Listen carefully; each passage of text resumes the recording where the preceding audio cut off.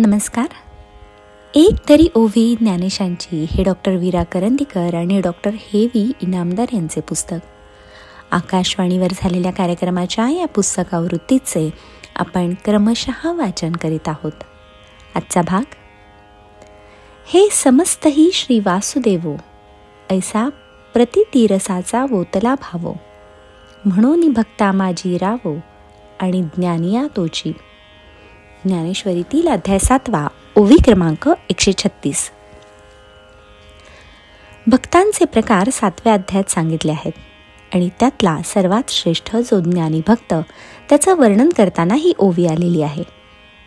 ओवी अतिशय अर्थपूर्ण आहे आणि त्यातला प्रत्येक शब्द महत्त्वाचा आहे. ओवीत केवळ वर्णन नाही, तर त्याला तत्वज्ञानाची भक्कम बैठक आहे.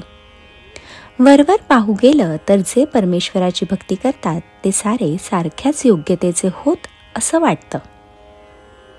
मंदिरात एका मागोमाग माणसं येताना दिसतात.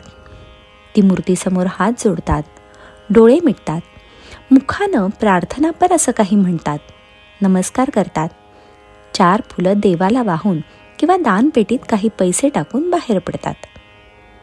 या सर्वांची कृती सारखीच असते, पण तेवढ्यावरून ते सारे सारख्याच योग्यतेचे आहेत असं म्हणता येत नाही.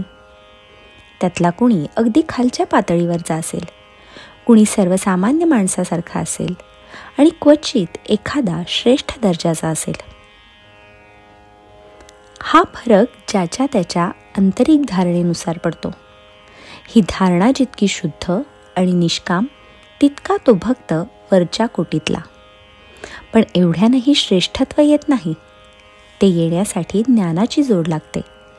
हे ज्ञान नुसतं माहीत असून भागत नाही, तर ते त्या भक्ताच्या एकंदर वागण्याशी आणि मनाच्या धारणेशी एकरूप होऊन गेलेलं असावं लागतं. मनाची अशी स्थिर धारणा होण्यासाठी कितीतरी काळ जावा लागतो. आणि म्हणून इथं भगवंतांचा उद्गार आलेला आहे की अनेक जन्म गेल्यानंतर मग ज्ञानीपुरुष मला येऊन पोहोचतो. याचा अर्थ असा होतो की ज्ञान प्राप्त झाल्यावरही ते आपलंसं करण्यासाठी अनेक जन्म प्रयत्न करावा लागतो.